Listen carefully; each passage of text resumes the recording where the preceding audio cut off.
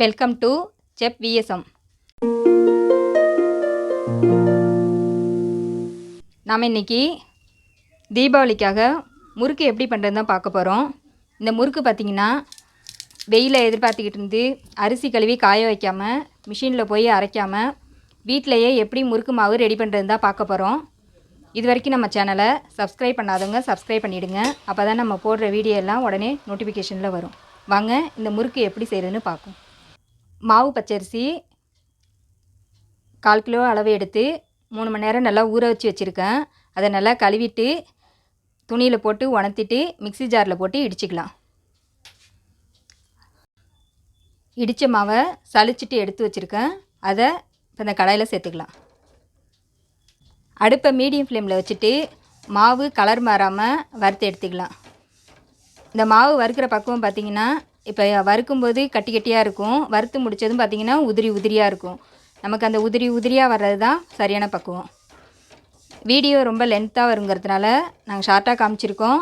உங்களுக்கு டீட்டெயில்டாக வேணும்னா சீடை வீடியோவில் தெளிவாக கொடுத்துருக்கோம். டவுட் இருந்தால் அதில் பார்த்துக்கலாம். வறுத்த மாவை நல்லா சலிச்சிட்டு எடுத்து வச்சுருக்கேன். நீங்கள் கட்டாயமாக சலிச்சு தான் எடுக்கணும். ஏன்னா ஈரமாவு வறுக்கும்போது உங்களுக்கு சின்ன சின்ன கட்டிகள் வரும். ஒரு மிக்சிங் பவுலில் எடுத்து வச்சுருக்க 1 கப் மாவை சேர்த்துக்கலாம். வறுத்து பொடி பண்ணி வச்சுருக்க உளுந்து மாவு 2 ஸ்பூன் சேர்த்துக்கலாம். உளுந்து மாவு வறுக்கிற பக்குவம் பார்த்திங்கன்னா நல்லா வாசனை வர வரைக்கும் உளுந்தை வறுத்து எடுத்து மிக்ஸி ஜாரில் போட்டு பொடி பண்ணிக்கணும். பொட்டுக்கடலை மாவு 2 ஸ்பூன், 1/2 ஸ்பூன் பெருங்காயப்பொடி, 1/4 ஸ்பூன் அளவுக்கு ஜீரகம்,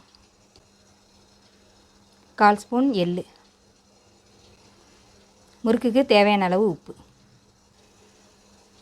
2 ஸ்பூன் அளவு எண்ணெய் சூடு பண்ணியிருக்கேன். அதை இதோட சேர்த்துக்கலாம். இப்போ இது எல்லாத்தையும் நல்லா கலந்துக்கலாம். இப்போ இதில் நல்லா கொதிச்சிக்கிட்டு இருக்க தண்ணியை கொஞ்சம் கொஞ்சமாக சேர்த்து கிளறிக்கலாம். நல்லா கொதிக்கிற தண்ணி மட்டும்தான் இதில் சேர்த்து பிசையணும்.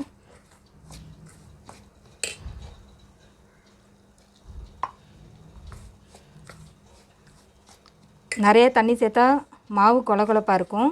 அதனால் கொஞ்சமாக சேர்த்துக்கு பிசைஞ்சிக்கோங்க. தண்ணி கொஞ்சம் கொஞ்சமாக சேர்த்து இந்த அளவுக்கு பிசைஞ்சிக்கலாம். கொஞ்சம் ஆறுனதும் கையால் அழுத்தி பிசைஞ்சு விட்டுட்டு தண்ணி பற்றலைன்னா வேணால் திரும்ப சேர்த்துக்கலாம். சப்பாத்தி மாவு அளவுக்கு நம்ம மாவை பிசைஞ்சு எடுத்தாச்சு. இது நல்லா சாஃப்டாகவே இருக்கும், கையிலையும் ஒட்டாது உங்களுக்கு. இந்த மாதிரி சாரணி இருந்தால் சாரணியில் இல்லை சின்ன பிளேட்டில் நீங்கள் புழிஞ்சு எடுத்துக்கலாம் முறுக்கை.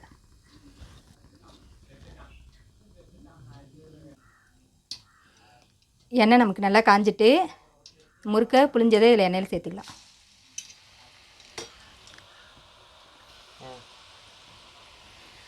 எவ்வளோ எண்ணெய் சேர்த்துருக்கீங்களோ அதுக்கு தக்கன முறுக்கு புழிஞ்சு போட்டுக்கலாம். இப்போ ஃபஸ்ட்டு நம்ம முறுக்கு புழிஞ்சதும் பார்த்திங்கன்னா நிறைய பபுள்ஸ் வரும். முறுக்கு வெந்ததும் பார்த்திங்கன்னா இந்த பபுள்ஸ்லாம் அடங்கிடும்.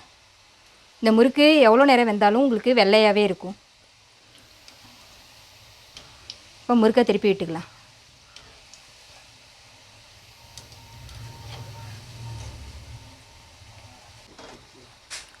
முறுக்கு வேகும்போது ஒரு 2 தடவை 3 தடவை நல்லா திருப்பி விட்டுக்கோங்க. 2 பக்கமும் நல்லா வேகட்டும். நம்ம மிஷினில் அரைச்சிட்டு வர மாவு கூட சமயத்தில் முறுக்கு சவந்து வரும். ஆனால் நம்ம இந்த மாதிரி வீட்டிலே ரெடி பண்ணும்போது மாவை இடிச்சிட்டு செய்யும்போது முறுக்கு உங்களுக்கு நல்லா வெள்ளையாகவே இருக்கும்.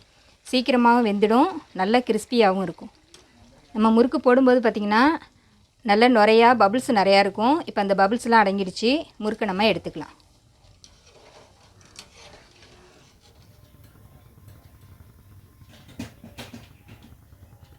இந்த முறுக்கு பிகினர்ஸ் கூட ரொம்ப ஈஸியாகவே புழிஞ்சு எடுக்கலாம். நமக்கு புளியறதுக்கும் ஈஸியாக இருக்கும். எண்ணெயில் பொரித்து எடுக்கும்போது பரட்டி விடுறதுக்கு புழிஞ்சு போடுறதுக்கு எல்லாத்துக்குமே ஈஸியாக இருக்கும். முறுக்கு நமக்கு நல்லா சூப்பராக வெள்ளையாக வந்திருக்கு.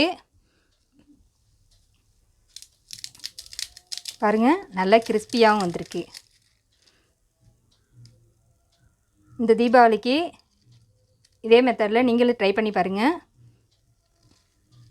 கண்டிப்பாக உங்களுக்கு பிடிக்கும். பிடிச்சிருந்தால் லைக் பண்ணுங்கள், ஷேர் பண்ணுங்கள். மறக்காமல் நம்ம சேனலை சப்ஸ்கிரைப் பண்ணிவிடுங்க.